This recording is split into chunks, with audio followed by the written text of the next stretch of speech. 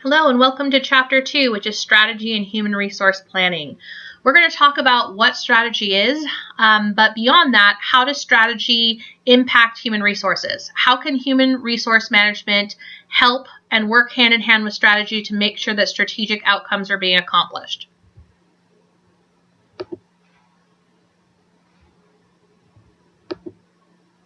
So strategic planning is just procedures for making decisions about the organization's long-term goals and strategies. And how human resource planning really works into that is the anticipation of making provisions for people moving into the organization, within the organization, and out of an organization. So the first start that we kind of start talking about is this, figuring out the mission, vision, and values of an organization. So a mission is really kind of the basic purpose of an organization, as well as its scope of operations. So I think that it's helpful to look at examples of mission statements, and we can talk about what makes a good mission statement and what makes a poor or not well-written mission statement. So I'm just going to click on this Fortune 500 mission statements, and it will take us to this page, and we're going to look at a couple examples. So you can also look at this at your leisure. It's provided in the PowerPoints that I have on Blackboard. But we're going to start with an example of a not so good mission statement. So we're going to start with Avon as soon as I can get there. There we go. So Avon products, if you look at their mission statement, it is incredibly long, like too long, didn't read. If it is so long that people are not going to read it, it is not a good mission statement. A mission statement should be a sentence, maybe 2 or 3 max. It should be short, it should be sweet, and it should tell me, what do you exist to do? What is the purpose of your organization? So Avon did not do a particularly good job of it. It's just too long. Could have been cut down quite a bit. If we look at the Bank of New York, we can already see that the mission statement is much more streamlined. It's one sentence. It's, we strive to be the acknowledged global leader and preferred partner in helping our clients succeed in the world's rapidly evolving financial markets. So I know what they do. I know what the purpose of their organization is. It's short, it's sweet, it's to the point. It's a pretty good mission statement.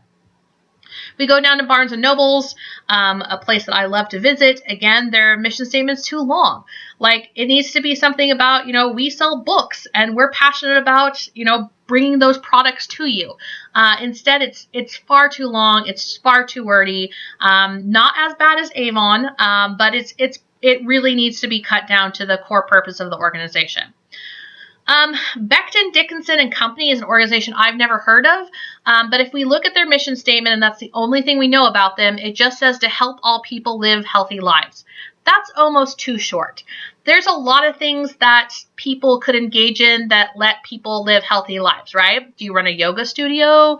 Do you sell vitamin supplements? There's almost too much that could fit into it. It's too broad. It's not specific enough. I actually had to go back and read their description to figure out that they do, medical and diagnostic and biosciences. I would have never known that just from their mission statement. So you have to have enough in there that people know what you do and what the purpose of your organization, but not so much that you're completely bogged down.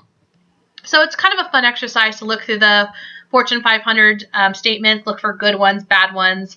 I thought I would put up the University of Alaska Anchorage's mission, which is to discover and disseminate knowledge through teaching, research, engagement, and creative expression. Short, sweet, to the point, pretty good mission statement. So a mission statement tells you really the core purpose of an organization. A strategic vision is, in the future, what is your goal? If you could wave a magic wand, if you were the king or queen of the world, and your organization could do what it wanted to do, what would that look like? So I have a couple examples here. So Feeding America, their strategic vision is Hungry Free America. That is what they are striving for. That is what they want to accomplish. That is their long-term end goals. Human Rights Campaign is equality for everyone. Alzheimer's Association, our vision is a world without Alzheimer's. It becomes a little bit more challenging if you are a for-profit company. Nonprofits, it's probably a little bit easier to do this. But, if you work in, something production, you say, we want to make the best TVs out there. That is your goal, is to be on the cutting edge of technology to make sure that, you're always providing that service. So it can be done. It might be just a little bit more tricky than, say, a nonprofit that has a very definitive end kind of goal. The third thing we talk about is core values. So these are the sort of strong and enduring beliefs and principles that guide how you do your organization. So I thought we'd start out with a for-profit company, and then we'll do sort of a nonprofit so you guys can see the difference. Whole Foods Market is the one that we're going to look at first.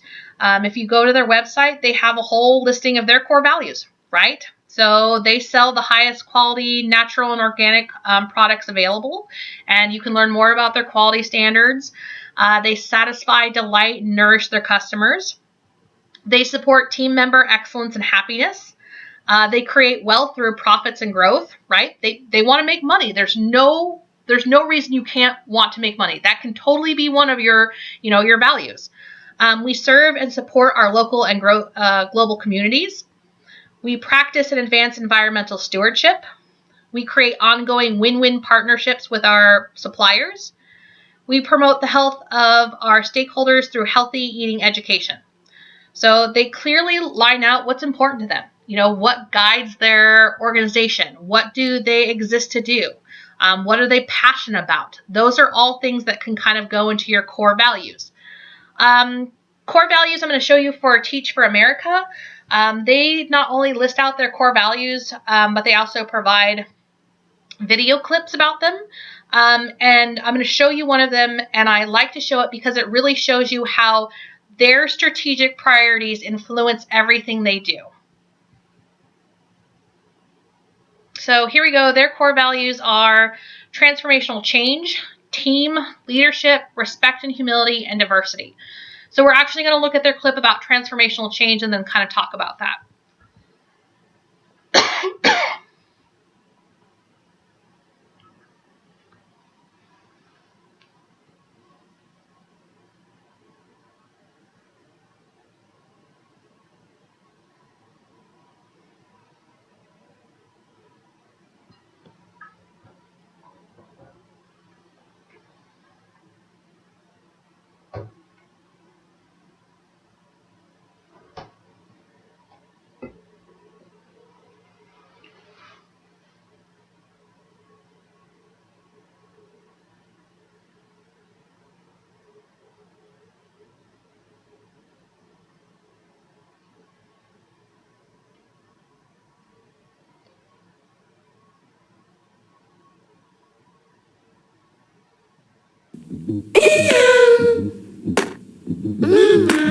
When I think about transformational change, I think of reaching a day where every single kid can expect that they are going to go to any school in this city and be guaranteed a great education. We have the opportunity to create that for every child.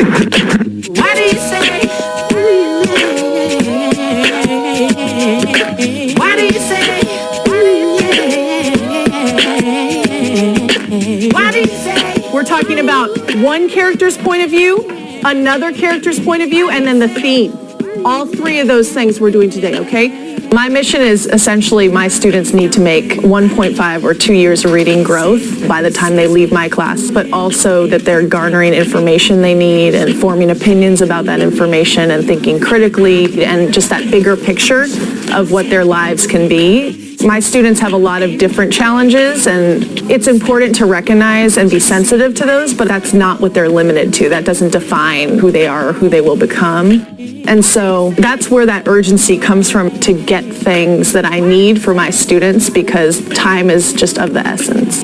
Maddie is my manager of teacher leadership development, and my first year observed every week and would come in, and I could ask her any questions I had, and she would immediately throw out ideas or resources for me. I found the more that my kids got to share what they wrote with each other, the more invested they were in it. As an MTLD, I am in charge of a cohort of first and second year teachers, and my charge and my vision is that every one of my teachers will become transformational, having this huge significant impact on their students, and it is up to me to help unleash that leadership, that fire, that potential in each one of my teachers. Jose, build on Francisco's thought.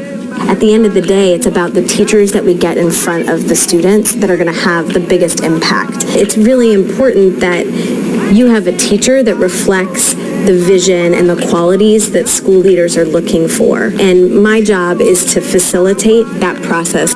What are you thinking for next year? The number one priority is going to be parent partnerships. We go through the hiring process, matching them with core members. We're going through resume books, walking them through phone screens and Skype interviews and in-person interviews to get them the core member that's going to match most effectively to their needs. I think that is the beginning point of the change that we want to see in the educational system and the change that we ultimately want to see throughout society. When we hold an event, we bring together business leaders, potential supporters, teachers, principals, school board members, to talk about our work in a specific community and how we want to get from here to there. We really see ourselves as stewards of this movement who can connect the transformational work of our teachers, changing the life paths of kids in classrooms, with the broader community. It's about compelling that individual to feel a personal stake in being a part of this effort. Okay, so I'll make sure. I'm going to find out now and then I'll send you an email. This year we actually took on a whole realm of work around fiscal responsibility. We want to put our money in the places that truly change lives for kids, and if that's what we believe, then that's the way we should be spending our resources. We empower our functional team leaders to make decisions around what is most transformative for children, and then make some of those hard decisions to ensure that we're essentially putting our money where our vision is. Here's the pivotal point for me that's been different between here and all the other things I've done. At the end of the day, we're working to say we can actually change the world. We have an obligation to prove that kids across our entire city, no matter their context, can achieve equal to their more affluent peers. And that takes our ability to work well with school leaders. That takes our teachers' ability to work well with parents. That takes working hand in hand with the community, not just in isolated cases, but across this city. New Orleans is the fastest gap-closing urban education system in the country. We still have a long way to go, but our schools are doing significantly different things for kids. Change happens on rising expectations. And that's actually very true here, where you have an increased sense of possibility. And I think a lot of that has been because there are full schools that are every day beginning to deliver a set of educational opportunities for every child in the building that would literally transform the set of opportunities they have throughout the course of their lives. Transformational change is not only about the opportunities which our children deserve in their school buildings, but rather the empowerment of their communities to really drive change as they see fit.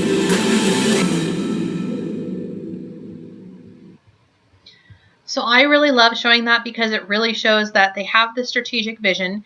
It's very clear what they want to do, but it impacts how they interact with their people, right? So it impacts who they select.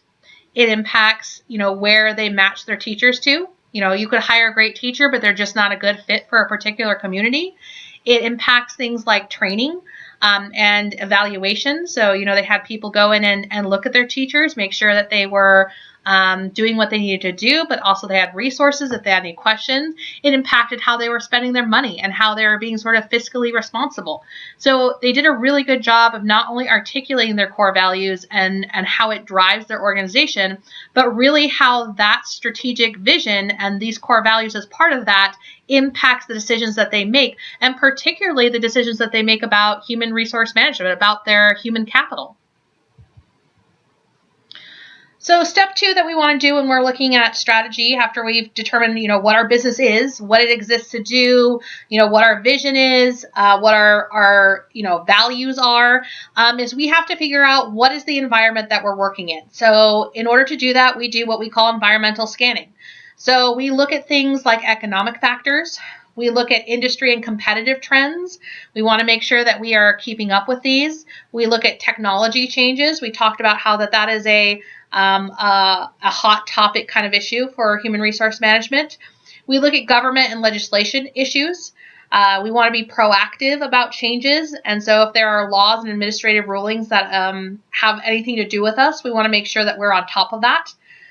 Social concerns. So childcare, we were talking about in last chapter about how we might have, somebody in a partnership have to stay home to take care of a child because they they couldn't work. Like their whole paycheck would be eaten up by childcare costs. Educational priorities, demographic and labor market trends. So what are age, composition, literacy, immigration? We're talking about how a whole chunk of our workforce is going to be at retirement age at the same time. So these are all things that we want to be aware of so we don't get blindsided, so we can be proactive about the changes that we make. If we're going to look at forecasting, which is kind of looking internally, we want to see kind of what our demand for labor is. So if you've ever worked seasonal work, the kinds of workforce that we need during certain points in the year is going to be different than other times, right? So, it might be summer is peak for a certain kind of seasonal work, or it could be winter is peak for seasonal work. Holidays are oftentimes very challenging to staff for. There could be an increase, especially if you're working in anything like retail. So you have to be aware of how you can forecast the demand. What kind of demand are you going to have at certain points in the year? You also have to look at kind of what your supply of labor is, internally and externally. So do you have sufficient workforce within your organization? And is there a sufficient workforce externally? Like, can you actually find people to fill the positions that you're looking for? And then the thing that we're really trying to do is just sort of balance our supply and demand considerations. We have to look at, do we have too few or too few or too many people based on the kind of need that we're seeing. So there are different ways that we can kind of balance that. If we have a shortage of people, we can offer things like overtime. We can certainly add either full-time or part-time workers. We can employ contract employees. We can recall employees. We could outsource work. Or, and a lot of people don't think about this, but we could also just try to reduce employee turnover. If I have a shortage of employees, it's not just about adding more. It's about making sure that the employees that I have stay. And a lot of times this is really hard in shortages because if you've ever worked somewhere where you had to do more with less, a lot of times people leave or get fired or laid off, and the people that are remaining are doing the work of 2, 3, 4, a whole department sometimes. And you can only do that for so long before you start feeling a little burnt out. And then, start looking for other jobs or just quit because you can't handle the excess overload stress that is bringing. So we want to be careful that we're not making a shortage for ourselves by making adverse working environments that people are not going to want to tolerate. If we have a surplus of people, we could reduce employees' work hours. We could implement a hiring freeze. That's fairly popular here at UAA. When we find that we're looking at cutting people, the first thing that they'll do is sort of implement a hiring freeze so you can't hire anybody else. You could lay off employees, or you could offer employees early retirement. You cannot force people into retirement, but if you make retirement particularly attractive and you have a bloated workforce, you have too many people, that might be a way to sort of cut some people out. When we're looking at the movement of people within an organization, and I will tell you that succession planning is not done very well in a lot of organizations. Succession planning is really just how do people move within an organization. A lot of people join an organization and they expect to sort of move up the corporate ladder, right? So you start out kind of at the bottom of the ladder, and then you get promoted, and then you move to a different department, or you come into management, and then you manage like a bigger department. And we're not very good about proactively allowing people to have an idea of how they would move within an organization. So 2 things that we can do are skill inventories and replacement charts, and I think it makes more sense if we look at them. So let's go ahead and do that. So skill inventories, actually, I don't have a picture of that, so we'll just go back and talk about it. Skill inventories are just files about people's education, experience, interests, and that should allow a manager to sort of quickly match job openings with employee backgrounds. Some people do this in actual like manila envelope kinds of things, but a lot of times this could be done in some sort of computer software like, where I can just type in, hey, I need somebody who is good at Excel, has a 4-year degree in X kind of field, and also, has been certified in CPR. I don't know why you would need that, combination of things, but let's just say you do. I would be able to type those kind of qualifications in, and then it would pop up with people who had those matching education experience, interests, skills, etc. Replacement charts, which I do have a figure for, I really like. I'm very visual, and it allows me to kind of look at where people are currently, who they're managing, who they report to, but it also gives me two pieces of critical information. So you'll notice that under, you'll have people's names, and then to the right of the names, they'll have A, B, C, and then they'll have a number, 1, 2, 3, or 4. So the first piece of information, the ABC, tells me whether they're promotable now, which is an A, B is they need development, or C is they're not fitted to the position. So some people are just going to be working at the position that they are well suited to, right? Not everybody wants to go into management. Not everybody would be good at management. Some people reach the peak of their career, and that's where they're happy, and that's where they're best functioning at, right? So no judgment, but sometimes people are not fitted to promote up. Also, what's interesting now is B doesn't necessarily mean that you're a bad employee. It just means that you need development, right? It's not saying that you're not doing your job well, which is why the 1 through 4 is actually really helpful. So 1 will tell me superior performance, 2 will tell me above average performance, 3 is acceptable performance, and 4 is poor performance. So if I look at the assistant manager, this sort of purple square right here, and I look at R.G. Gordon, because I know that my manager up here, J.L. Green, is going to be leaving. So I could look at R.J. Gordon and say, okay, well, this person is promotable now, and they have above average performance. So that's a good place that I could start. Where if I look at T.M. Brown, this person needs development, and their, performance is only okay. So clearly Gorton would be a better fit to promote now, but it also tells me that Brown needs some development, right? There needs to be some work there to develop this person so that they could be promoted down the line. So if I go down to sort of here where they have the planning division manager, I could have T. Turner, who needs development but actually has superior performance. They're a really good worker. They're just maybe a little green. Maybe they just need a little time in this position excuse me, before I would promote them.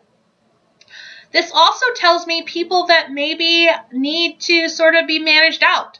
If I start looking in this lower left corner here, an A.T. Tupper, which is C and 4, they're not fitted to the position, so they wouldn't be promoted to assistant manager, and their performance is poor. So this is somebody who's kind of reached the top of what they're capable of doing, and they're not even doing their job very well. I would be very concerned about people who are in that 4 category, and that's a case of not looking for people who be promoted, but for people who need to be developed or possibly terminated. So step 4 is actually formulating your strategy. SWOT analysis is sort of the gold standard on how we do that. So SWOT stands for strengths, weaknesses, opportunities, and threats. And even though it seems fairly simplistic, actually, if you lay it out, it actually can help people make some important and sometimes tough kind of decisions. So we're going to look at an example. I don't know why your book uses Napster. I don't think anybody uses Napster anymore. Some of you might not even know what Napster is. But Napster was one of the first programs that allowed you to sort of file share. And they got in trouble legally. They got sued. And they became sort of a pay-for service as opposed to a free service. But again, I think that if you're using a pay service, you're probably using something else. And there's a lot of file sharing services out there that are not Napster anymore. They're certainly not the gold standard. However, historically, they were interesting as sort of being one of the people to start this kind of movement of file sharing. So they list their sort of strengths. So an installed base, strong contagion effect, high market profile, powerful design features, and their weaknesses. So lack of critical complementary assets, file selection is greatly reduced, antagonistic relationship with record labels because they did sue them, consumer to consumer computing, and transitions from a free to a pay model. Strengths and weaknesses are always going to be internal. What are you good at? What are you bad at? Opportunities and threats are different because they are external things. Opportunities are things down the road that you should be able to capitalize on, right? So opportunities for the Best Buy acquisition, the online entertainment trends, potential for alliances with record labels. So even though they have a weakness that there is this antagonistic relationship, there's an opportunity to build those relationships in order to kind of make that weakness into a potential strength down the road. No focus strategy for record labels. Threats are also external things that kind of loom on the horizon that are things that might make it hard to be a successful business. So large number of competitors, entry of record labels, ad-based models, and laws and regulations. So in order to look at something that's maybe a little bit more relevant than Napster, your participation assignment for this chapter is to do a SWOT analysis for UAA. So it should be about a page and a half. And I want you to list out the things that are strengths and weaknesses for UAA. What are we good at? What are we bad at? Also, what are opportunities? What are things out there that we're not capitalizing on or should be capitalizing on? But also, what are some threats? What are things that are going to make it hard for us to be a functioning and thriving organization? So the next step is then, based on your SWOT analysis, what strategic steps do you think UA should take? So if you show up at the chancellor's meeting and, the chancellor is like, what should we do? Based on your SWOT analysis, what are some suggestions? Should we capitalize on our strengths? Should we, get better at our weaknesses? Should we jump on some opportunities? Should we try and mitigate some threats? What do you think we should do? And then the third question is, how does this impact HRM?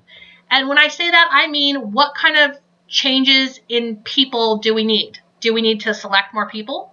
Do we need to fire people? Do we need to train people? How does this affect our human talent needs? So please do that and upload it to Blackboard. We're going to talk a little bit about business strategy. We're going to talk a little bit about how we create value. These are not the only ways. These are just a couple. But value creation is basically any time that you make your product or service more intrinsically worth something, right? So it's the benefits that you provide minus the costs of what it took to make it is your value. I'm not so much concerned about that. I'm more concerned about sort of this, how do we demonstrate our value? So one way that we could do this is a low-cost strategy. So this is making sure that you keep your prices attractive to customers. So somebody who's very good at that is sort of Walmart, right? So their slogan is always low prices, always. When you walk into Walmart, you are not necessarily thinking that you are going to get a luxury experience, right? If you need a high-end handbag, you are probably not going to go to Walmart for your needs, right? You are there for Walmart to get the best price you can. You are looking to spend the least amount of money to get the kinds of goods and services that you're looking to get, right? And Walmart has actually always done that from the get-go. They've always been focused on that kind of bottom line. When they were starting Walmart and they were doing business trips, they would have all of their business people sleep like 6 to a room when they were traveling. And that was sort of unheard of in that kind of first class flights and luxury hotel accommodations for kind of these traveling businessmen. And Walmart never did that. They were always like, nope, we're going to make sure that we have the lowest cost. We're going to cut costs wherever we can. It's just part of their strategy. Now, that is one way that you can attract customers, right? There's nothing wrong with that. Another way that you can attract customers would be through a differentiation strategy. So this is when you are giving something or providing something that's unique and distinctive. So if you are buying a Ferrari, you are buying a car that is a status symbol, right? It is a experience. It is a something that you are buying that is a luxury good, right? You're not going to walk down to your run-of-the-mill car sales lot and find a Ferrari sitting there, more than likely, right? You're also should be expecting to spend quite a bit of money on Ferrari. You're not going to go into a Ferrari dealership and be like, what can I get for $20,000? That's just not the experience that you are looking to have, right? So it's very different, Walmart versus going in and getting some sort of luxury good. You're paying for the experience, you're paying for the status, you're paying for this sort of high-end thing. is sort of strategy implementation. So we have to make some decisions. So we have to reconcile our supply and demand, which we talked about how we can do that. We have to make sure that if we do reduce things, that we are using some sort of system to do that. And we've talked about why we don't want to do that willy-nilly, but sometimes it is important and necessary. And then we have to decide if we are going to do some sort of layoff decisions, how do we do that? And we have to make sure that we are doing it legally. You can't just say, well, people over 65 who have been working here for a long time make more money because they have seniority, so we're just going to fire all those people. You can't do that. That's illegal. So you have to make sure that when you're doing sort of layoff decisions that you're not doing anything illegal, you're abiding by all labor agreements, and it probably should be performance related. So you're cutting your lowest performers first. So step 6 is the final step that we'll talk about, which is evaluation and assessment. And I am a big proponent of numbers. If you do not look at how you're doing, if you do not assess things, if you don't assess it by numbers, how do you know that what you're doing is working? So this will be a theme that you will hear from me throughout the semester. But as far as strategy goes, there's a couple ways that we could look at whether or not we're meeting our goals. So the first is benchmarking. And benchmarking isn't really number associated. It's really looking at a competitor or another company that works in the same industry that you do. It should be approximately the same size. And you're really looking at, are they doing better than you? And if they're doing better than you, what are they doing, right? And if they're doing something better than you, then you should probably steal what they're doing better. If they have better sales techniques, steal those sales techniques. If they have better marketing, steal their tricks. That's a lot of benchmarking, is looking at if somebody's doing something better than you, how do you one-up them, right? But also, if you're doing better than somebody else, yay for you, but also what sets you apart?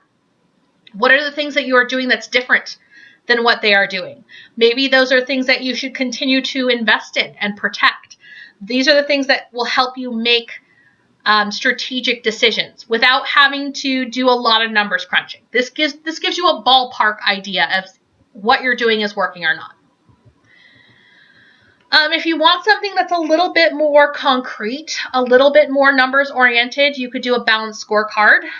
This was developed by two guys, I want to say, out of Harvard. And they look at 4 things, which is financial, customer, processes, and learning. And then they look at what are their goals, what are their targets, how do they know they're meeting their targets. And it's a good way to write that all down, have it in front of you, and hold yourself accountable. So what does this look like? I'm glad you asked that. So they give you sort of a example. So this is for Starbucks. So they look at financial, and their objectives are profitability, growth revenues, improved cost structure. How are they going to measure that? Well, they're going to look at their market value, they're going to look at their revenue, and then they're going to look at their general and administrative costs as percentage of sales. What is their target? What are they shooting for? And then what are their initiatives? So they look at that for financial, they look at that for customer, they look at that for internal. So they're looking at things like friendly service, accurate orders, fast fulfillment, but also they're looking at people. So store manager, stability, barista engagement.